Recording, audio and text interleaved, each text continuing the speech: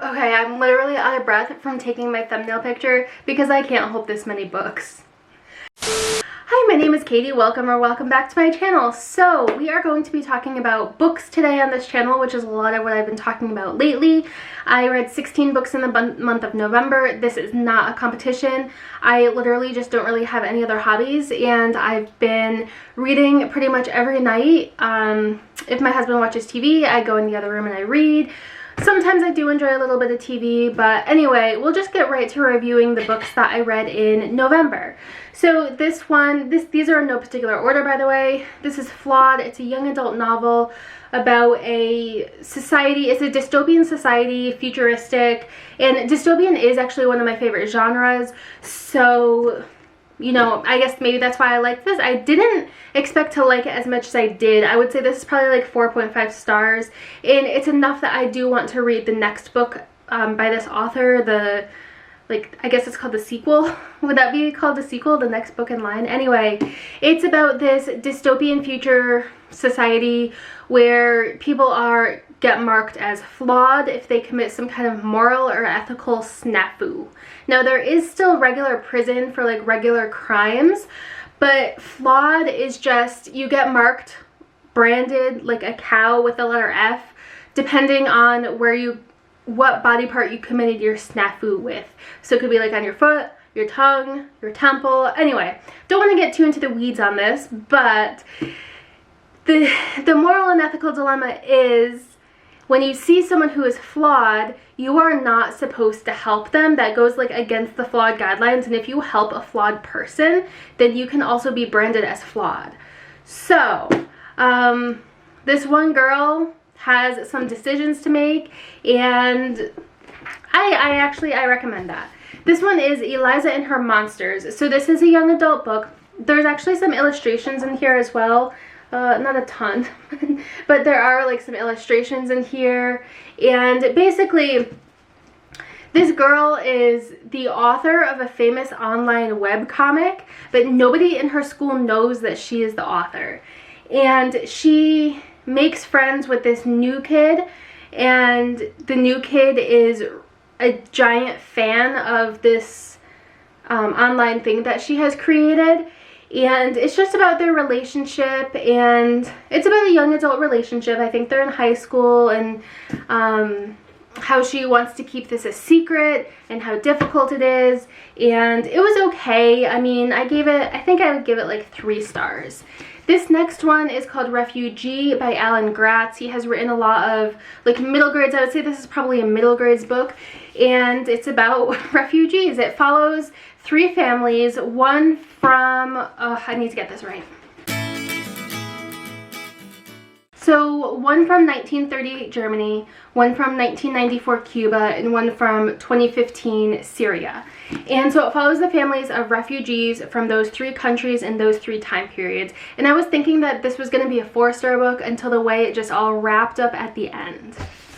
This one is called Tell Me How It Ends, an essay in 40 questions. It's really short. I highly recommend. If you have any interest, this is a nonfiction book about the asylum process in the United States. This woman basically got a job volunteering to translate for Spanish language speaking, so, you know, Mexican, Guatemalan, Honduran, etc. migrants, asylum seekers coming into the United States, and just details the questions that they get asked, the 40 questions, and how there's no good answer to a lot of them, and just how rushed the process is, and I definitely recommend this. Sorry, these are like a couple nonfiction books, but I do have more fiction books in a second. Okay, this is called Refuge, Rethinking Refugee Policy in a Changing World. So this, I read it like for school. It was not an assigned book, but I needed to read some additional books to get citations for one of my papers. And anyway, this is a fantastic book if you are interested in this topic. I don't know if people want me to talk like a ton about nonfiction. I feel like people who talk about nonfiction on YouTube people don't really care to hear about it, which is unfortunate, but hopefully over time I'll talk more about the nonfiction books that I read as well. But just if you're interested in refugees and refugee policy, I highly recommend this book. This one is called Nickeled and Dimed. So this is about it's basically about how difficult it is to survive on minimum wage or even like low wages, $10 an hour or whatever, in the United States. Now, my only criticism, well, I have a couple, but this book is a little bit older, so it's not like quite up to date with like wages and everything. I do think that what she detailed is still accurate. Yeah, so I think this is from 2001.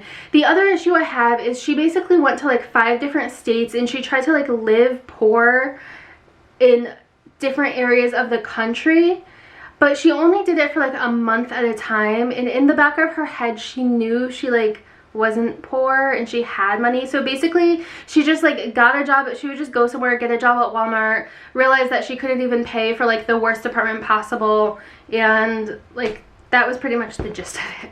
Here we have Station 11. This is also like kind of a dystopian book. This got really good reviews. I did not like it when I was reading it. Now that I've had time to like sit with it and think about it, I like it a little bit better than I did when I was reading it. Regardless, personally for me, I think this would be 4 stars, mostly because it wasn't exactly what I thought it was going to be about. So basically what happens is there is a flu that is a global pandemic, and it like wipes people out quickly, and it has a very, very high mortality rate. And anyway, so just basically society literally collapses because there's like no more people, and it's just about this group of people going around entertaining the other people who are left in different cities. And then yeah, that's the gist of it. I don't want to give too many spoilers, but that sounds like something you would be interested in. Got that. We've got The Midnight Library. This has also gotten a lot of good reviews. I do think it was pretty good. I gave it 4 stars. I think, yeah, 4 stars is pretty good. So basically it's about this woman who doesn't know what she wants to do with her life. She kind of feels like she's in a slump.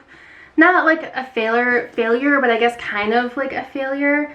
And anyway, she kind of gets really sad and wants to unalive herself, and she ends up in this place called the Midnight Library, which is kind of like limbo, I guess.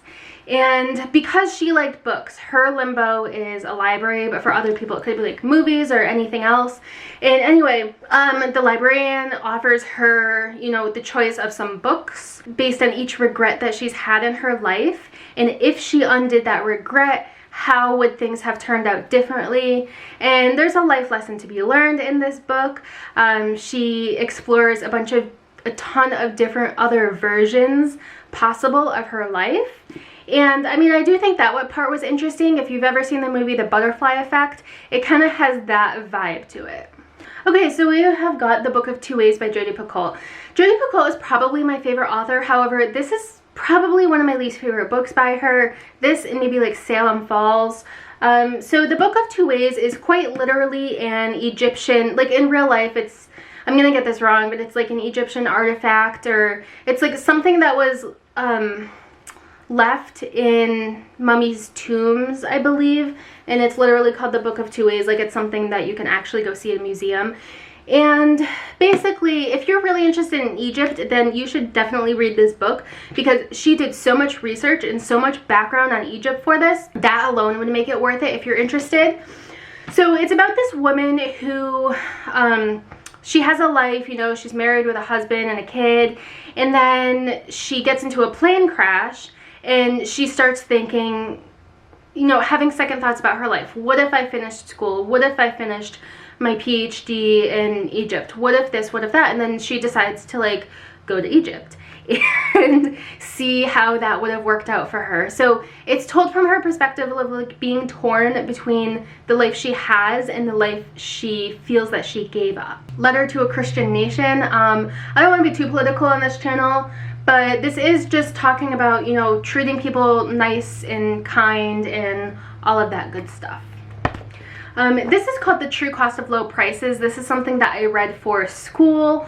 I mean, I think you can kind of figure out what it's about. It's basically how outsourcing stuff I mean, we're contributing, sorry, I just like bounced against my desk.